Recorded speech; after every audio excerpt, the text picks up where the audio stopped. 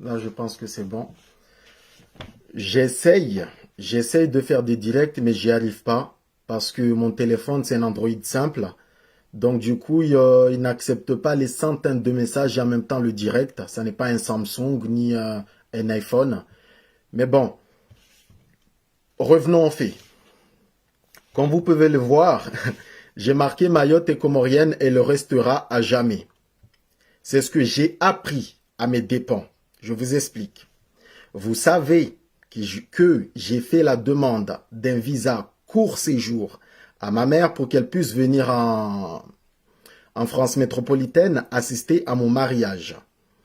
La demande d'un visa court séjour, il faut savoir que c'est pour un court séjour, comme c'est bien stipulé, un court séjour, c'est-à-dire moins de 30 jours, comme ça. Donc du coup, ils l'ont refusé. Le motif, c'est retour douteux, c'est-à-dire que la préfecture de Mayotte a peur que ma mère ne revienne plus à Mayotte. Donc du coup, je suis allé voir ce qu'on appelle un défenseur de droit. Un défenseur de droit, vous pouvez voir, vous tapez juste défenseur de droit, c'est un site officiel du gouvernement, et vous pouvez avoir des avocats, un tas de personnalités qui sont dans le droit, dans tout ce qui est droit public, et qui vont pouvoir vous aider. J'ai contacté un défenseur de droit. Elle m'a donné un rendez-vous parce que c'était une dame. Elle m'a donné un rendez-vous. Je suis allé. Elle m'a dit de lui expliquer mon sujet, mon histoire. Je lui ai expliqué, je suis français, je souhaite prendre ma mère avec moi. Elle a regardé le dossier, elle a regardé à droite, à gauche. Le dossier est complet. Le dossier, je vous annonce, il est complet. La police municipale de là où j'habite en métropole a regardé le dossier est complet. Simplement, retour douteux, nous savons tous que ça n'existe pas dans la loi française. Donc du coup, la dame m'a expliqué. Écoutez bien. Ibrahim, pour nous, Ibrahim c'est mon nom de famille. Ibrahim, pour nous qui vivons en métropole, Mayotte est comorienne et restera comorienne à jamais. Écoutez bien. Le mot département, c'est juste un mot qui en cache un autre. En réalité, le département de Mayotte est un protectorat. Je répète, est un protectorat. C'est-à-dire que le département de Mayotte protège des gens. Le département de Mayotte donne des privilèges à certaines personnes et n'en donne pas à d'autres. Pour pouvoir m'expliquer cela, elle a pris le code pénal. Un code pénal ou bien le code des droits, en fait, c'est un livre rouge, un gros livre rouge. Elle m'a montré, en fait, le code pénal commence de là à là. Hein. De là à là, tout ce qui est en bas, là, ça concerne que Mayotte. De là à là, ça concerne que Mayotte. Tout le reste en haut, ça concerne la France métropolitaine, Guadeloupe, tous les départements réels. Donc, du coup, nous sommes arrivés à là. Elle m'a dit, Ibrahim, as-tu déjà vu un département français qui demande un visa pour entrer dans un département français? C'est-à-dire que ta mère est déjà dans un département français, elle demande à rentrer dans un autre département français ou bien un département français. Ça n'existe pas, Ibrahim. Ça n'existe pas. Donc du coup, je suis resté là avec cet avocat, elle m'a expliqué ceci, elle m'a expliqué cela, et en fin de compte, elle me dit que pour avoir droit, pour avoir vos droits, pour bénéficier de vos droits, il va falloir faire la demande aux Comores. Je vais la faire, il n'y a pas de problème. Mais nous sommes revenus sur le sujet. Mayotte est un département français, donc expliquez-moi pourquoi vous dites que Mayotte n'est pas un département français. Monsieur Ibrahim, Mayotte est un protectorat. Mayotte n'est pas un département français. Mayotte est un protectorat. Avez-vous déjà vu un département français qui demande un visa pour entrer dans un département français? Avez-vous déjà vu des titres de séjour français qui demandent encore plus un visa pour entrer ou bien un autre titre de séjour pour entrer dans un département français? J'étais là, j'écoutais la dame. Je lui ai demandé donc du coup, Mayotte est un protectorat. Mayotte protège quoi? Il faut savoir que Mayotte est comorienne. Elle le restera à jamais. Pour nous qui sommes en métropole, C'est la dame qui me l'a dit. Pour nous qui sommes en métropole. Parce que il faut bien chercher à comprendre l'histoire de Mayotte pour pouvoir comprendre ça. Il faut chercher à comprendre l'histoire de votre île, M. Ibrahim, pour essayer de comprendre ça. Il faut savoir, M. Ibrahim, que ça n'est pas un secret, hein. C'est un dilemme pour la France. Mayotte, l'histoire qui se cache derrière l'histoire de Mayotte n'est pas un secret, c'est un dilemme, c'est-à-dire un gros problème pour nous qui sommes en métropole. J'écoutais mon avocat, j'écoutais tout ce qu'elle disait. Elle m'a expliqué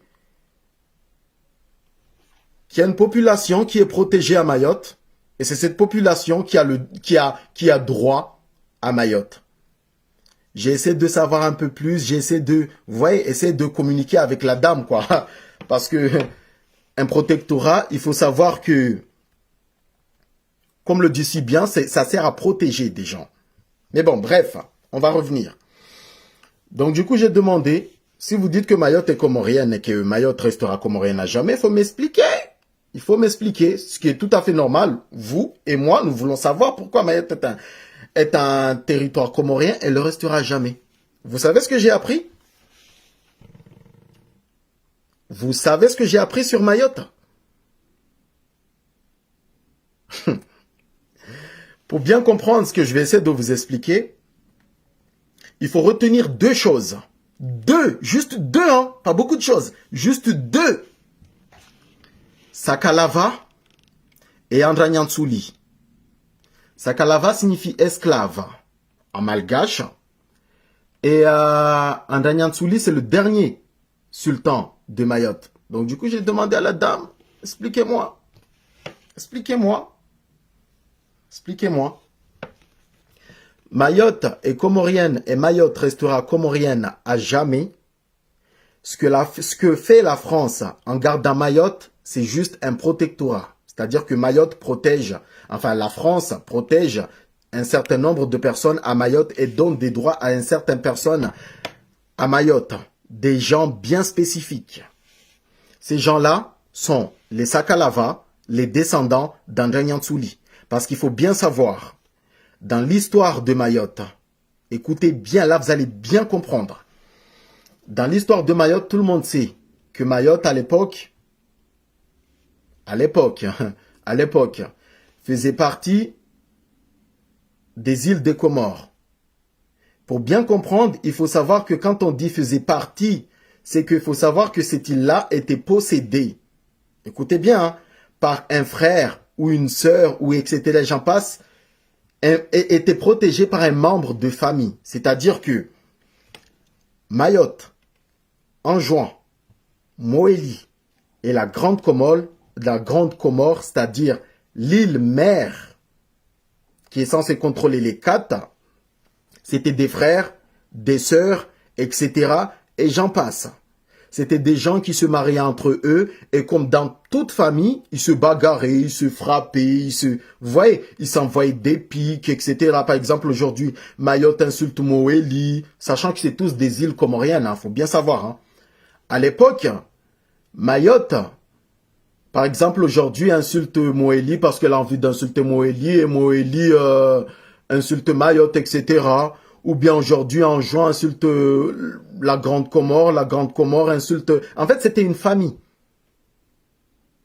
C'était des îlots, les 4 îles principales, Mayotte, Anjouan, Moélie et Grande Comore, c'était des îles possédées par des frères et des sœurs qui se battaient tous les jours, comme dans toute famille.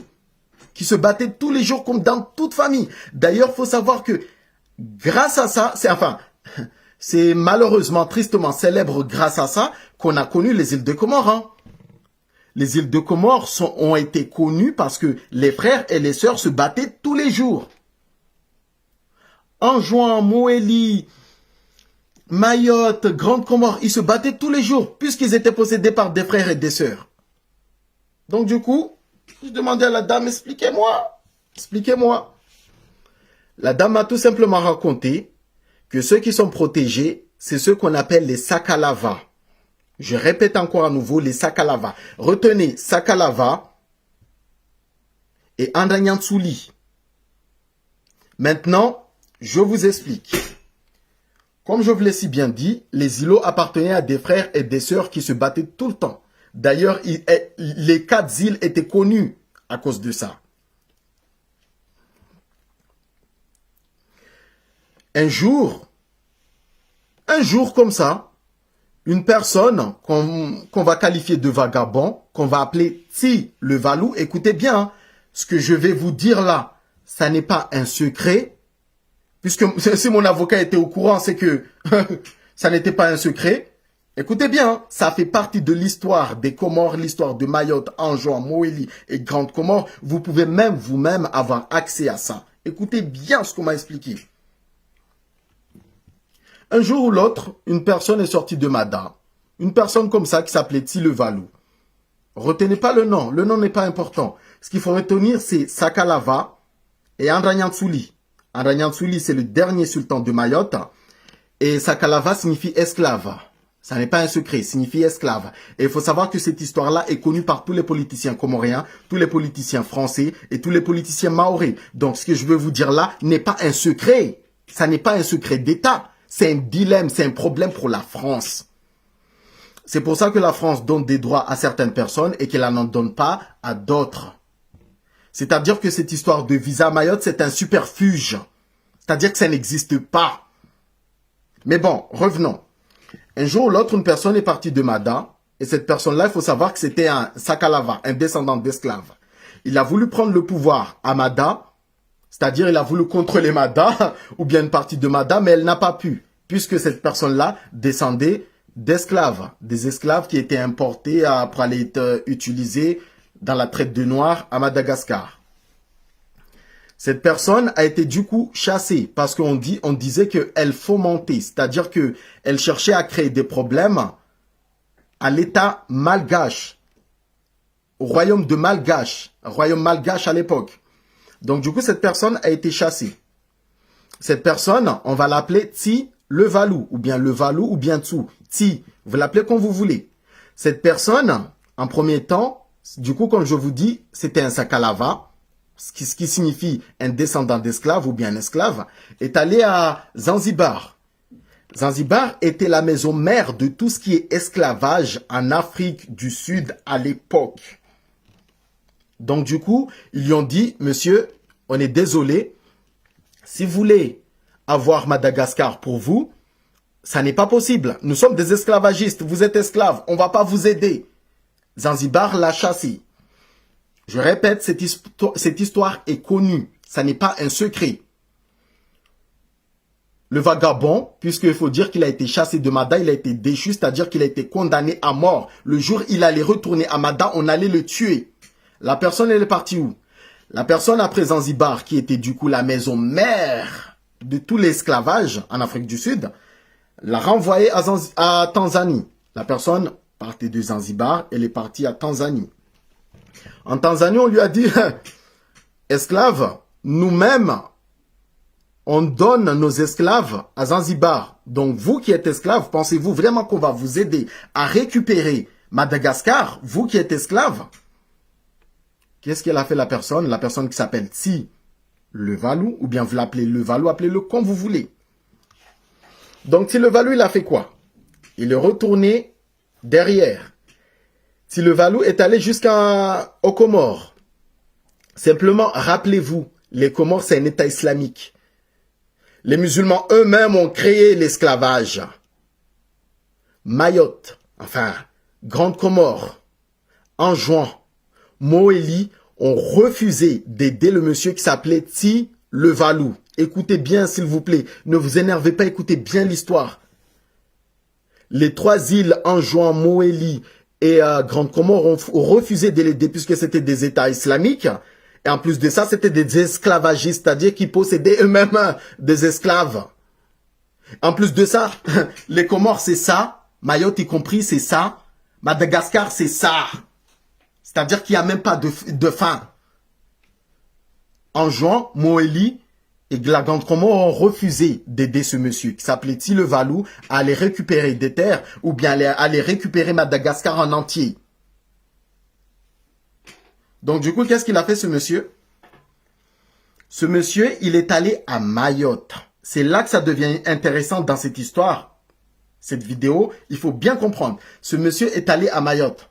Simplement, sachant qu'il allait à Mayotte et que Mayotte faisait partie des Comores, qu'est-ce qu'elle a fait? Je vous laisse deviner. En arrivant à Mayotte, elle a changé de nom. Cette personne, arrivée à Mayotte, elle a changé de nom. Devinez comment cette personne s'est fait nommer. Devinez. Andranyantsuli. Andranyantsuli, c'est-à-dire les deux noms que je vous ai dit de garder depuis le début, Sakalava et Andranyantsuli. Sakalava signifie esclave. Andranyantsuli, c'était le nom du dernier fondateur à Mayotte. C'est là que maintenant ça devient compliqué. Écoutez bien, c'est là que ça devient compliqué. C'est pour ça que la France est soi-disant un département français, mais n'applique pas les lois françaises puisque elle protège les Sakalava et Andranyantsuli. Et s'il vous plaît, il faut essayer de bien comprendre. Ne confondez pas Sakalava et Malgache. Ne confondez pas Sakalava et Malgache. Les esclaves ne sont pas des Malgaches. Comme toute histoire, à Madagascar, il y avait des descendants de souche. C'est-à-dire des gens qui sont nés, leurs parents, etc. Et j'en passe, qui étaient des descendants de souche. Andranyantsuli était un descendant, du coup, d'esclaves à Madagascar. Et elle a voulu prendre Madagascar. Simplement, on l'a chassé, on l'a déchu. Il y avait même une prime de mort sur sa tête. Du coup, Andranyantsuli, qu'est-ce qu'elle a fait? Il est allé à Mayotte. Il a changé de nom. Il s'est allié au sultan comorien de Mayotte, au sultan comorien. Parce qu'il faut bien savoir, je vous répète à nouveau, les propriétaires, les natifs de Mayotte, Anjouan, Moélie et Grande Comore, c'était des Comoriens. C'est-à-dire que c'était des frères et des sœurs qui se battaient tous les jours comme dans toute famille. On s'insulte tous entre familles, vous savez ça. Andranyantsuli est arrivé à Mayotte, il a changé de nom pour ne pas qu'on le repère. Arrivé à Mayotte, c'est simple. Il s'est allié aux Comoriens de Mayotte. Il leur a promis de récupérer, enfin, de se débarrasser des autres frères et sœurs. Comme c'était des frères en colère et des sœurs en colère, le sultan de Mayotte, qui était comorien, a accepté, sans savoir ce qu'il attendait derrière. Il a accepté. Quand il a accepté, eh ben, en fin de compte, Andranyantsuli, sachant qu'il ne pouvait pas se battre contre les frères et les sœurs, qu'est-ce qu'il a fait Andranyantsuli? À votre avis, devinez ce qu'il a fait Andranyantsuli. Et je vous répète, Andranyantsuli n'est pas malgache, ne confondez pas. C'est un descendant d'esclaves. C'est un descendant d'esclaves. Qu'est-ce qu'il a fait Andranyantsuli? Andranyantsuli a tué. Andranyantsuli, je répète, a tué le fondateur, le frère et sœur, etc. La même famille que tous les Comoriens pour pouvoir avoir l'île des Comores, Mayotte.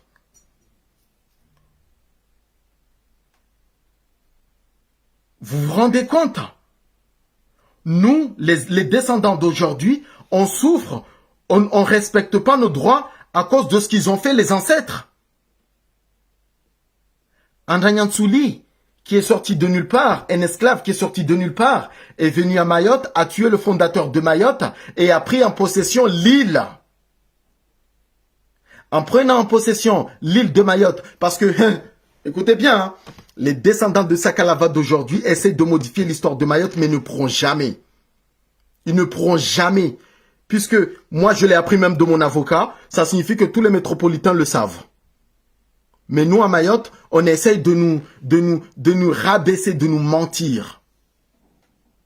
Donc du coup, cet esclave qui venait de Madagascar un descendant d'esclave, parce qu'il n'était pas malgache, il ne faut pas confondre. Ne dites pas que André Niansouli était malgache, c'est un descendant d'esclave. Ça n'est pas la même chose.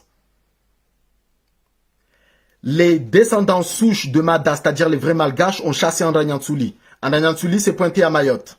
Il a changé de nom. Il s'est allié avec un des frères ou des sœurs, comme vous voulez, la même famille que tous les Comoriens des 4 îles. Il s'est allié en leur promettant d'éliminer tous les autres frères. Quand une famille est en colère, qui ne va pas accepter? Donc du coup, le frère Maoré, qui était frère avec tous les autres Comoriens, les 3 autres, il a accepté. Il a accepté de s'allier avec André Niansouli et tuer ses frères. Simplement, André Niansouli, qu'est-ce qu'il a fait? André Niansouli a pris l'île. André Niansouli s'est marié avec une fille de ce fondateur comorien de Mayotte. Et André Niansouli a pris l'île de Mayotte après. Les descendants de Sakalava, c'est-à-dire les descendants d'esclaves qui sont cachés à Mayotte et qui sont protégés par la France d'aujourd'hui, sont descendants d'André Niansouli. C'est-à-dire que eux, ils ont des droits, nous, on n'en a pas. Nous, descendants de Comoriens, on n'en a pas, sachant que l'île nous appartient. Et la France les protège. Donc voilà ce qui m'a expliqué mon avocat. Mayotte est comorienne et Mayotte le restera à jamais. Parce que André Niansouli, en tuant, écoutez bien, en tuant ce Maoré qui est comorien, s'il vous plaît, si vous faites des captures, capturez cette partie. En tuant ce Maoré comorien qui faisait partie de l'archipel des Comores, c'est-à-dire les 4 îles principales, André Niansouli s'est mis dans des problèmes. André Niansouli était condamné. La vie d'André Niansouli était à... Comment dire? Sa vie était... J'ai même pas les mots. André Niansouli, en fait, ses jours étaient comptés. André Niansouli, ses jours étaient comptés. André Niansouli est venu à Mayotte. Il a profité que les frères Maoré, les frères Comoriens, les frères Anjouan et les frères Maoré se battaient entre eux. Il a profité de cette situation pour s'imposer à Mayotte, pour promettre des choses fausses à Mayotte. En même temps, il a pris l'île. Quand il a pris l'île, en tuant le Comorien Maoré, parce que les Maoré, les vrais Maoré sont Comoriens. Les vrais Maoré ne sont pas ceux qui vous traitent de Comoriens. Hein. Cette vidéo est faite exprès pour vous expliquer ça. Les vrais Maoré sont Comoriens. Les Maoré qui insultent les Comoriens d'aujourd'hui, ça n'est pas des Maoré. C'est des Sakalava, c'est des descendants d'esclaves, des descendants d'André Niansouli. Le dernier fondateur de Mayotte. Qu'est-ce qu'il a fait? Il a tué le vrai fondateur de Mayotte, André Niansouli. Hein? Il a tué le dernier fondateur de Mayotte. Il a pris le pouvoir. Et voilà, il est devenu fondateur à Mayotte. Et aujourd'hui, ses descendants essayent de cacher cette histoire. Aujourd'hui, les descendants d'André Niansouli essayent de cacher cette histoire. Qu'est-ce qu'ils disent? Vous pouvez voir un peu partout sur Internet. Ils disent que André Niansouli est venu à Mayotte. André Niansouli, il a aidé le fondateur Maoré à se séparer des Comores. Et après, qu'est-ce qu'ils ont dit? Il a écarté le fondateur Maoré, il a pris le pouvoir. André Niansouli, il est venu à Mayotte, il a hérité du sultanat de Mayotte et il a écarté le sultan Maoré, il est devenu sultan. Ça n'est pas du français. Soit on hérite, soit on écarte. Et on sait tous que dans la loi française, hériter signifie hériter légalement. Il ne faut pas dire hériter et écarter après. C'est-à-dire que la France d'aujourd'hui protège les descendants d'André Niansouli. La France d'aujourd'hui donne des droits aux descendants d'André Niansouli. Mais nous, descendants de Comoriens, ou nous tous qui avons un grand-parent comorien, ou etc., et j'en passe, on n'a pas des droits à Mayotte. On a beau être français, mais on n'a pas des droits à Mayotte. C'est ça ce qui m'a expliqué mon avocat. La réalité est que la France protège. La France protège les descendants d'André-Niansouli à Mayotte et la France ne donne que des droits aux descendants d'André-Niansouli à Mayotte. Maintenant, la vraie question, les vraies questions, c'est pourquoi dit-on que Mayotte est comorienne et restera comorien à jamais? L'autre question est pourquoi Mayotte est restée française? Pourquoi la France est à Mayotte? Et la troisième et dernière question, c'est que faire de Mayotte? Je viens de vous expliquer, Mayotte est comorienne et Mayotte malheureusement restera comorienne. C'est même pas malheureusement, c'est l'histoire, c'est la vie, c'est la réalité. Mayotte appartenait à des frères et des sœurs comoriens. Voilà, Mayotte appartenait à une famille qui possédait Grande Comore, Anjouan, Moélie et Mayotte. Et un esclave sorti de nulle part, un vagabond, est arrivé à Mayotte, a tué le frère Maoré et il a pris le pouvoir. Sachant que sa vie était comptée, qu'est-ce qu'elle a fait? Elle a vendu Mayotte à la France vers 1841. Comme il savait que sa vie était comptée, André-Niansouli a vendu Mayotte à la France. Et c'est d'ailleurs grâce à ça que la France a pu écarter tous les autres sultans des Comores et s'accaparer des 4 îles. Parce que là, nous allons revenir à quelque chose de très très intéressant. Là, je vois déjà, j'imagine déjà certains descendants de Sakalava qui vont essayer de se défendre en disant « Nous, Maoré, on a décidé. Toi qui es descendant d'André-Niansouli, tu as décidé de quoi ?» Je viens de t'expliquer ce que mon avocat m'a expliqué, que Mayotte n'est pas un département français, Mayotte est un protectorat français. C'est-à-dire que vous, descendants d'esclaves, on vous protège. La première question, pourquoi Mayotte est comorienne et le restera à jamais? Mayotte est comorienne et le restera à jamais parce que Mayotte appartenait à un frère comorien et a le même sang entre Anjouan, Moélie et Grande Comore. C'est-à-dire que Mayotte appartenait à des frères et des sœurs qui avaient le même sang, qui se mariaient entre eux. Aujourd'hui, se bagarraient, demain, ils se bagarraient, etc. Et j'en passe. D'ailleurs, même des colons, hein, et des officiers ont appelé ces îlots-là avant les îles bagarreuses ou je sais pas quoi. Parce qu'ils se bagarraient tout le temps. Mayotte, Anjouan, Moélie et Grande Comore ne sont pas connus parce qu'il y avait... Parce que, comment on dit? Parce qu'ils produisaient des épices, hein. Depuis quand Mayotte était connu à cause d'histoires d'épices? Depuis quand les Grandes Comores étaient connues à cause d'histoires d'épices? Il y a Madagascar, il y a Tanzanie qui faisaient des épices. Vous pensez que de toutes petites îles comme ça allaient être connues parce qu'ils faisaient des épices alors que Madagascar était là? Bien sûr que non. Les îles de Comores, Mayotte, Anjouan, Grande Comore, Moélie et Mayotte étaient des îles qui appartenaient à des frères et des sœurs. Cet esclave en venant à Mayotte, c'est-à-dire André-Niansouli, le dernier sultan de Mayotte, et en tuant le fondateur de Mayotte, en prenant du coup le pouvoir à Mayotte, avait déclenché un dilemme. Ce dilemme, c'était quoi pour la France? S'il vous plaît, capturez, partagez. Ce dilemme, c'était quoi? Ce dilemme, c'était que lorsque la France a pu acquérir les 3 autres îles et que les 4 îles sont devenues françaises, parce qu'il faut savoir, on dit que la France a colonisé, c'est faux.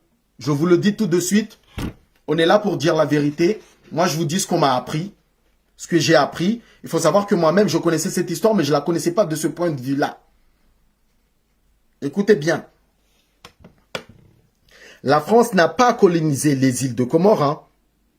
La France a eu les îles de Comores avec des protectorats, ce qui existe actuellement à Mayotte. N'oubliez pas, c'était des frères et des sœurs. Essayer de coloniser les îles, c'était impossible, puisque si tu essaies de coloniser Anjouan, Comores, Moélie, Mayotte allait le savoir. Donc du coup, qu'est-ce qu'elle a fait la France? La France a proposé des protectorats à droite à gauche, et c'est comme ça qu'elle a eu les 4 îles. C'est comme ça que les 4 îles, en 1841, sont devenues françaises. Et André Ly a aidé la France à récupérer, à avoir ces îles.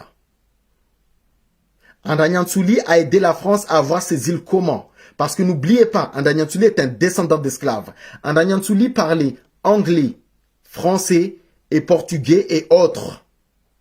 André Ly était cultivé. André Ly était hyper malin. Quand il est arrivé à Mayotte et qu'il a changé de nom pour récupérer l'île de Mayotte qui appartenait aux Comoriens, il savait ce qu'il faisait. Mais il a commis une faute. La faute, c'est quoi? Vous le voyez aujourd'hui, vous le savez tous.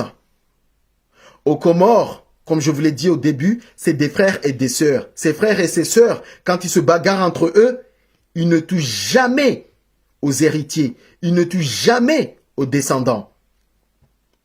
André Ly a tué le fondateur de Mayotte. Il a tué la plupart des enfants de fondateurs de Mayotte. Même la plupart sont partis, soi-disant, aller se cacher à Moélie.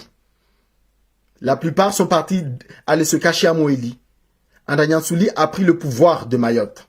André Ly a pris l'île de Mayotte. Ce descendant d'esclaves, parce qu'il faut bien savoir, André Ly, ce Sakalava n'était pas malgache. Ne confondez pas. À Madagascar, il y a des descendants de souche.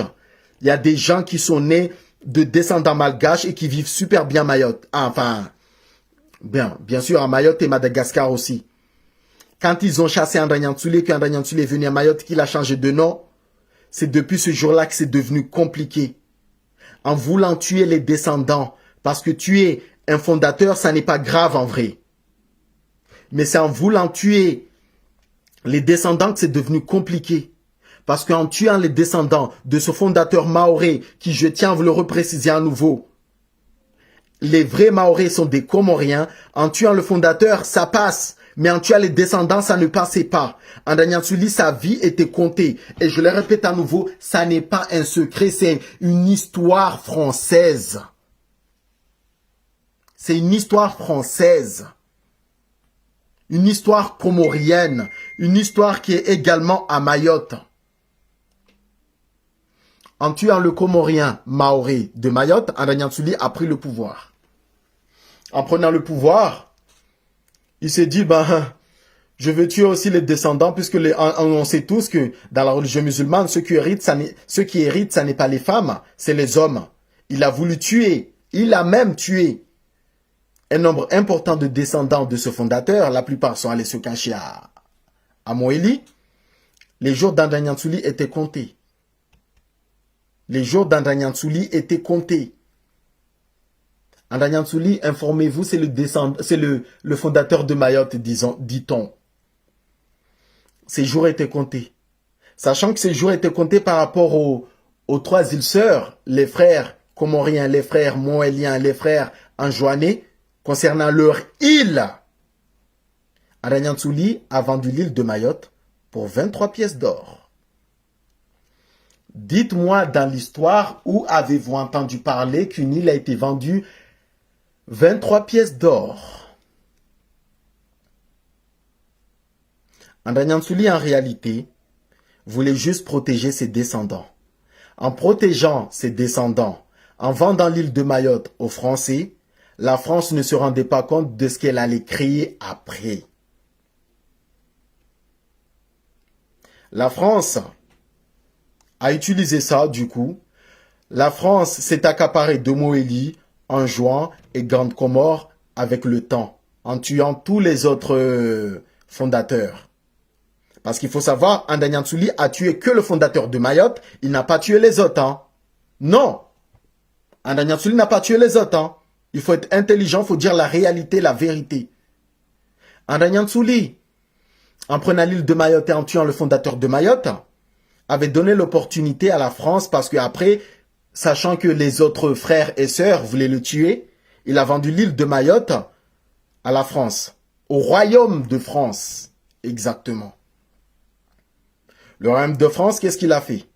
Le royaume de France a utilisé André Ly pour tuer tous les autres. Je dis bien utiliser. André Ly n'a pas tué les descendants, enfin les fondateurs comoriens, il l'a utilisé. Les fondateurs comoriens, les sultans, les mzés, les chefs d'îles, comme vous voulez, appelez-les comme vous voulez, en voyant que l'île de Mayotte était sous protectorat, et comme tous les frères et sœurs, Mayotte, Anjouan, Moélie et Grande Comore étaient en conflit, se sont tous dit, bah, on va faire pareil. On va s'allier à la France. C'est comme ça que la France a eu les 4 îles, jusqu'en 1874. La France n'a pas colonisé, le royaume de France n'a pas colonisé les îles de Comores, il les a eues par ingérence, c'est-à-dire par stratégie.